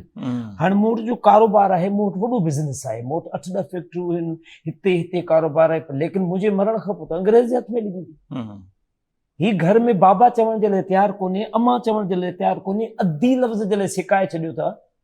छोकरनि सभिनी खे घुरायो आहे, उन्हनि खे असां वकील घुरायो आहे, जेको सिंधी सिखंदो उहो असांजे हिसेदार आहे, न त तव्हां पंहिंजी ज़िंदगी जी पाण में महिनत कयो जेको करणो तव्हांखे। कहाणी ॿुधाइण सां, कहाणी मूं वटि मज़हब में छा आहे, को नई शइ अचणी आहे, नओं पैगंबर अचिणो आहे, फीडबैक आहे, उहा ॿुधाइणी आहे। असांजे नबी साईं हीअं चयो, 1400 साल हीअं थियो, तुर्की में जंग हीअं थी, असांजी इहे जेके बि कानून इन्हनि खे रोकणो न आहे, तव्हां रोके करे पंहिंजी बचड़नि जे लाइ, पंहिंजे मुल्क जे लाइ नुक़सानदेह आहियो। इन्हनि खे कंहिं बि तरीक़े सां कुझु बि जिथे बि मौक़ो मिले तव्हां उन्हनि खे ॿुधायो, ताकी उन्हनि खे इहा ख़बर पए त हिन मुल्क जी जेका ई जियोग्राफी आहे, हिन जा जेके बॉर्डर्स आहिनि उहे कीअं क़ाइमु आहिनि, ऐं तव्हां इन्हनि खे मज़ीद कीअं क़ाइमु करे सघो था। मुआशरे में जेके बि इदारा पावरफुल आहिनि या वेल ऑर्गेनाइज़्ड आहिनि, हुननि में अञा बि इहो रस्म हले पई। छोकी त आउं वर्दी वारो आहियां, फ़ौजी आहियां, त आउं फ़ौज जो ॿुधायां पियो त अञा बि 14 अगस्त ते प्लाटून लेवल खां, यूनिट लेवल खां, ब्रिगेड लेवल ते, डिव लेवल ते, कोर लेवल ते, आर्मी लेवल ते, हर जगह ते 14 अगस्त ते असांखे फ्लैग होस्टिंग थियणी आहे, असांखे तरानो ॻाइणो आहे, ऐं सभु यूनिट जा सोल्जर हुजे या अफ़सर हुजे उहे सभु गॾु बीठा हूंदा। हाणे इहो मतिलबु असांजी ऑर्गेनाइज़ेशन में थिए पियो अञा ताईं। तव्हां इहो स्कूलनि में बि कयो, कॉलेजनि में बि करो, जेके फैक्ट्री ऑनर्स आहिनि हू पंहिंजे मज़दूरनि खे सॾनि, स्पेशली हुन ॾींहुं मानी असां चवंदा आहिनि बाबा आज बड़ा खाना, तो बड़ा खाने पे सिपाही बि ईंदो, फैमिली बि ईंदी, सोल्जर बि ईंदो, अफ़सर बि ईंदो, हुनजी फैमिली बि ईंदी। तव्हां जेके इंडस्ट्रियलिस्ट आहिनि पंहिंजी फैक्ट्री में चवंदा त बाबा असां जेके ही फैक्ट्री मूं लॻाई आहे आज़ाद मुल्क में, त अचो त हिनखे ख़ुशी मनायूं, उहो करे सघे थो, स्कूल में बि करे सघनि था, जेके इदारा आहिनि उहो बि करे सघनि, सॼो साल कमाइण जो हिकिड़ो ॾींहुं तमामत करियो पिया न। मतिलबु अॼु जेके त धरती टीवी इहो फंक्शन मनाए पई त बाक़ी बि सभु करे सघनि था, ऐं सभई कनि था। मार्क हैक जी ॻाल्हि कई न, हाणे असुलियत मार्क हैक खां पोइ असांजो मोरल जेको न असुल हूंदी आहे मोरल वैल्यूज़, सही, लेकिन असां मार्को हक़ त हाणे थियो आहे 65 में असां छा हुआसीं जॾहिं असां 4 सेकंडनि में पंहिंजे जहाज कराए जेको वर्ल्ड रिकॉर्ड आहे दैट इज अनब्रेकेबल। बिल्कुल, असां हमेशह अल्लाह जो शुक्र आहे एयरफोर्स जी उन्हनि में कॾहिं बि एतिरी असां मार कॾहिं बि कोन सियाचिन हुजे, ही हुजे, ही हुजे, इन्हनि शयुनि खे असां सोशल मीडिया ते या कंहिं तरीक़े सां डेवलप करे के प्रोग्राम सॉफ्टवेयर ठाहे नौजवान खे ॾियो। असांजो नौजवान इहा ॻाल्हि पाकिस्तानी ॻाल्हि कनि, बाबा छॾ पाकिस्तान, असां हाणे मानी खाइण लाइ कोन्हे का पाकिस्तान लॻी आहे, ॿारनि खे छा जवाबु ॾियो हुन? बिल्कुलु इहा ॻाल्हि। हाणे हुननि खे न बाबा मूंखे त पैसा खपनि, मूंखे पार्टी में वञिणो आहे। हाणे ॻाल्हि इहा आहे त असां नज़रिए पाकिस्तान आहे या 2 नेशन थ्योरी आहे, इन जो हिकिड़ो बहितरीन सॉफ्टवेयर को डिज़ाइन को इंजीनियरिंग डिज़ाइन करे, अगरि एलोन मस्क खे असां $60 अरब जो सॉफ्टवेयर कराची जो हिकिड़ो इंजीनियर ठाहे ॾेई सघी थो, त वन शैल रियलाइज़ इट कि असांजो यूथ आहे हुनखे अहिड़ो सॉफ्टवेयर ॾियूं त असांजो ॾिसो क़ाइदे आज़म खां अहिड़ा सुवाल पुछिया विया तारीख़ जे हिस्ट्री आहे, पर को पढ़ण लाइ तयारु कोन्हे। बस हिकिड़ो हुनजो वॾो मशहूरु हिकिड़ो वाक़ियो आहे, जो गोरे हुनखे चयो ये $1 मिलियन का ये बैग है और ये अकल है क्या उठा, $1 मिलियन उठाऊंगा,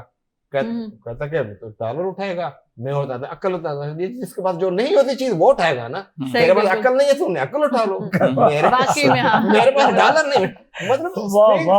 थिंग्स लाइक दैट वंडरफुल। वो आहिद-ए-आज़म हुयो, चाहे असांजे अल्लामा इकबाल हुयो, उन्हनि अहिड़ा जवाब तारीख़ आहे ना जो घंटा घंटा लॻी वञनि असांखे बयानु कंदे, लेकिन असांजे यूथ खे इन शइ जी ख़बर ई कोन्हे त उन्हनि जी एबिलिटी छा हुई।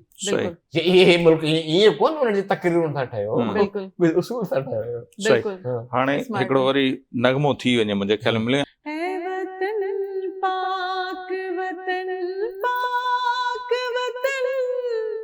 पाक वतन है मेरे प्यारे वतन, माशाअल्लाह है वतन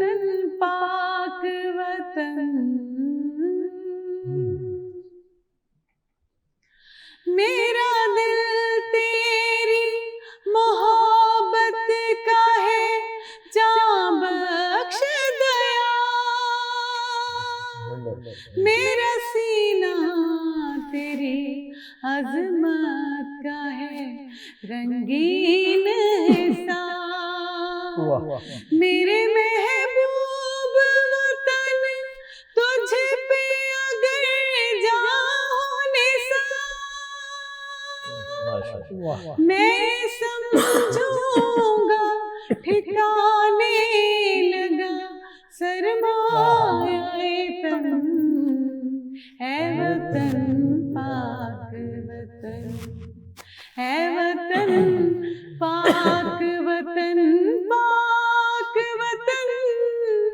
पाक वतन है मेरे प्यारे वतन, है वतन पाक वतन, तुझसे है मेरी तमन्नाओं की दुनिया पुरनूर, तुझसे है मेरी तमन्नाओं की दुनिया पुरनूर, हज़्म मेरा कभी मेरे इरादे हैं गयूर, मेरी हस्ती में आना है, मेरी मस्ती में जा फिजा मेरा तख़य्युल है तो शीरी है सुखन, है वतन प्यारे वतन, है वतन पाक वतन। जबरदस्त। तो असांजे तरफ़ां त टोटल मार्कूं आहिनि, वधीक हाणे उस्ताद खां पुछूं था। उस्ताद तुफ़ैल साहब ॿुधाईंदा। हा, पासिंग मार्कूं ॾियो पिया 33। जेके अल्फाज हिननि शाइरनि जा जेके पुराणा ज़िक्र बि मिली रखिया आहिनि, इन्हनि जा जेके अल्फाज़नि जो जेको भेर आहे, उन्हीं भेर में मेलोडी, गजल में बंदिश अल्फाज ही नहीं काफी, जिगर का खून भी चाहिए कुछ असर के लिए। वाह वाह वाह। त ही जेके भी ख़ास नगमा हूंदा आहिनि, उन्हनि में जेके लफ़्ज़ हूंदा ॾाढा ॾुखिया आहिनि। पढ़ियो लिखियो माण्हू त उन्हनि लफ़्ज़नि जा जेका मैडम लफ़्ज़ चया आहिनि, इहे तमामु वॾे लेवल जा लफ़्ज़ आहिनि। ठीकु आहे, आम माण्हू खे आसान लफ़्ज़ खपनि था, लेकिन इन जो मयार जेतिरो गहरो हूंदो आहे ओतिरो ई। हाणे आर्मी, असांजे पाकिस्तान आर्मी में इन क़िस्म जा अल्फाज जेके आहिनि, ख़ासि करके जेके पाकिस्तान में ॾुखिया लफ़्ज़ आहिनि, उनजी तमामु वॾी तरजीह थींदी आहे। हाणे असांजे पाकिस्तान में अलन फ़कीर हिकिड़ो नगमो ॻायो जेको अॼु ॾींहं ताईं इतने बड़े जीवन, इतने बड़े जीवन सागर में वाह तूने पाकिस्तान दिया। वाह। अच्छा, उनमें वरी पंहिंजो फोक, सिंध धरती जो हिकिड़ो फोक आहे, जेको इतने बड़े जीवन सागर में हो सागिल तेरा बीच भंवर में जीने का अरमान दिया। पाकिस्तान जी वाह वाह दुआ भी आहे हाँ ऐं उन में पंहिंजी सिंध धरती जो फोक बि मिक्स बिल्कुल तमाम जबरदस्त कलाम नो डाउट पर तव्हां मार्कूं घणी था ॾियो हे त ॿुधायो 100 जबरदस्त हमारे एक अल्फाज है ना उनके चलाओ अप एंड डाउन मथे खड़ी वञण लाइ अचण कहिड़े लफ़्ज़ जे वोकल फाउंड है तमाम जेके अदायगी तमाम बहितर माशाल्लाह बिना लिरिक्स जे जेके तव्हां अदायगी अल्फाज जी मतलब हुनमें जेको सुर हो असल तो उहो हो वाह वाह वॾा वॾा शाइर आहिनि उहो उन्हनि जी गज़ल हूंदी आहे नज़्म हूंदी आहे उहो एतिरी मशहूर न हूंदी आहे पर जॾहिं उहो ॻाइण वारो बिल्कुल ईअं आहे बिल्कुल फरमत सिंधी ईअं ॻाईंदो हाँ हा वाह याद आहे कि यूनिवर्सिटी में ईंदो ऐं टेबल पे ईअं हाँ वो सिंधू तो किथे जेको गाना ॻाईंदो हो जेके पंहिंजा लोकल एॾो प्यारो बिल्कुलु विदाउट म्यूज़िक नथिंग हेठि छॾे पोइ अचानक कुझु खणंदो सॼे म्यूज़िक हू टेबल वॼाईंदो हुई सही म्यूज़िक में दैट वाज म्यूज़िक अच्छा इमदाद भाई यादगिरियुनि जी ॻाल्हि पहले त हर कोई पंहिंजूं यादूं थो सेलिब्रेट करे न तव्हां जूं यादूं छा रहियूं 14 अगस्त सां सर असां जॾहिं हाई सेकेंडरी स्कूल में पढ़ंदा हुआसीं डिस्ट्रिक्ट मुशरफ फिरोज़ आहे उते हायर सेकेंडरी स्कूल में मैट्रिक में असां वियासीं जॾहिं त उते जेको आहे तमामु बहितरीनु 14 अगस्त जे हवाले सां सेलिब्रेट उते कयो थो वञे त असां जेको आहे सो उते उन स्कूल में जेको आहे मिली नगवाम चया ऐं काफ़ी असांजी क्लास फेलो उन्हनि जेको आहे 14 अगस्त जे हवाले सां उन्हनि टेबलो पेश कया ऐं तमामु असांजा मतिलबु जंहिं दौर में असां हुयासीं पढ़ियासीं मैट्रिक में त उते जेको आहे तमामु बहितरीनु जेको आहे जशन आज़ादी खे मल्हायो वियो ऐं बहितरीनु तरीक़े सां मल्हायो पियो वञे पर ॾिठो वञे अॼु जेका 14 अगस्त जेका मल्हाई पई वञे त अॼु बि जेको आहे कराची में जेको आहे काफ़ी स्कूलनि में सरकारी स्कूल आहिनि ख़ानगी स्कूल आहिनि उते बि जेको आहे सो अॼु जशन आज़ादी जा ॾियारा मल्हाया पिया वञनि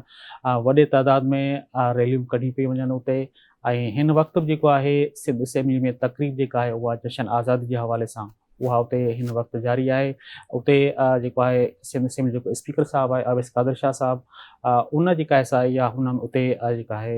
जशन आज़ादी जे हवाले सां उते हिन तक़रीब कोठाई आहे तक़रीब में जेको आहे सूबाई वज़ीर उते शामिल आहिनि ऐं उते स्कूली ॿार बि जेके आहिनि उते जेको उहे पहुतल आहिनि कुझु देरि खां पोइ उहे मिली नगमा पेश कंदा आहिनि उहो तमामु बहितरीनु जेको आहे उते सिंध असेंबली में इहो तक़रीब मुनक़िद कई वई आहे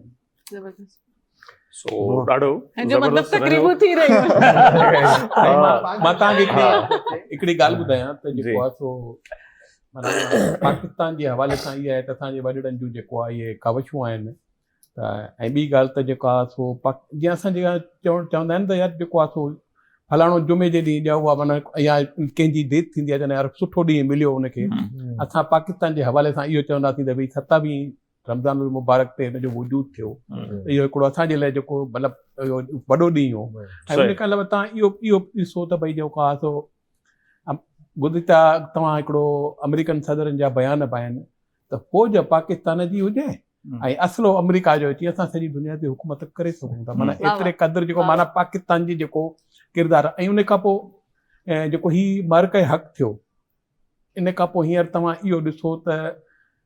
पाकिस्तान जो जेको आहे न ख़ुशूसी तौर ते जेको आहे माना अमेरिका हिकिड़ी वॾी सुपर पावर आहे उन्हनि जे साम्हूं हिकिड़ी वॾी हैसियत आहे अमेरिकन जेको सदर आहे उहो साम्हूं इशारे सां चए थो त हीउ वेठो आहे जेको आहे फील्ड मार्शल माना इशारो करे जेको आहे हुनखे करणु इहा हिकिड़ी वॾी ॻाल्हि आहे ऐं पाकिस्तान खे अहमियत ॾियणु मां हींअर जेको आहे जॾहिं उमिरि ते वियुसि त जेको आहे सो जेको टैक्सी ड्राइवर उन मूंखां पुछियो हिंदी मतिलबु हू पाकिस्तान खे बि जेको आहे न इंडिया सां उहो हिंदी फिल्मूं ॾिसनि था न त चवंदा इहो उर्दू ॻाल्हाइण वारो इहो शायदि हिंदी आहे पोइ हुन खां नो आई एम पाकिस्तान ॾाढो मतिलबु जेको आहे हिकिड़ो ख़ुशि थियो मतिलबु जो अच्छा पाकिस्तान सां तव्हांजो तालुक़ु आहे माना उन ॻाल्हि ते हिकिड़ो जेको आहे न अरबीअ में जेको आहे ऐं पोइ वरी बजाए जेको ज़ाहिर मूंसां वाइफ गॾु हुई त मूंखे जेको आहे उहो पंहिंजी होटल छॾण ते मूंखे सॼो उन मको घुमायो ईअं ई त हीअ आहे इहा माना सॼी गाइड करे अधु मुनो कलाक में करे लॻायो पैसा हुन उहे ई वरिता लेकिन उहो पाकिस्तान जो नालो ॿुधी जेको असां उहो स्टेटमेंट हाणे चेंज करे छॾी आहे जेके अमेरिका चए थो त असला मुंहिंजो हुजे मुंहिंजो असलो हुजे ऐं पाकिस्तानी फ़ौज हुजे असां उहो स्टेटमेंट चेंज कई आहे असां चयो आहे त बाबा फ़ौज बि असांजी आहे असलो बि असांजो आहे जी बिल्कुलु हाणे असांजी पोज़ीशन गुज़िश्ता जेका हुननि जी जेका उहा ॾिनी त भई हाणे चेंज अची वई आहे दुनिया बिल्कुलु बिल्कुलु ज़बरदस्त ॻाल्हि ॿोल हले पई पर हिते ब्रेक शो मुख़्तसिर 27 रमज़ान तव्हां यादि ॻाल्हि हींअर जीअं पूरी करणु 27 इहो उहो उरूज हुयो न मुस्लमान इस्लाम असां मज़हब खे एतिरो त पाकिस्तान ठाहिण सां दुनिया भर ते मज़हब जी शाइनिंग थी जो सऊदिया जे उन वक्त की सरबराह जी स्टेटमेंट हिकिड़े अखबार में आई तो लगता है कि 1400 साल पहले इस्लाम नहीं आया था, इस्लाम शायद अब आया 48 में,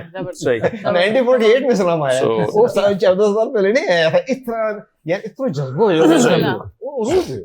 ॾाढी ज़बरदस्त क़िस्म जूं ॻाल्हियूं थियनि पियूं। ब्रेक जो वक़्तु थिए पियो ऐं असां ॿई मोकिलाईंदासीं, नवां होस्ट तव्हांखे जॉइन कंदा, ऐं ॻाल्हि ॿोल जो सिलसिलो ईअं जारी रहंदो। मिली नगमा जा हाणे असां स्क्रीन ते ॿुधंदासीं। जी होस्ट चेंज थींदा, ॿिया बि ईंदा, महिमान बि ईंदा, नवां होस्ट बि ईंदा। अलीगुल मला साहब कुझु देरि खां पोइ जी बिल्कुलु अज़रा सोलंकी अलीगुल मला ॿई तव्हांखे जॉइन कंदा। जी सो नाज़रीन हाणे असांखे ॾींदा आहिनि ट्रांसमिशन मां इजाज़त। ही ॻाल्हि ॿोल जो सिलसिलो ट्रांसमिशन हलंदी पई, असीं अवां खां मोकिलायूं था ऐं पोइ वरी नवां दोस्त अवांखे जॉइन कंदा।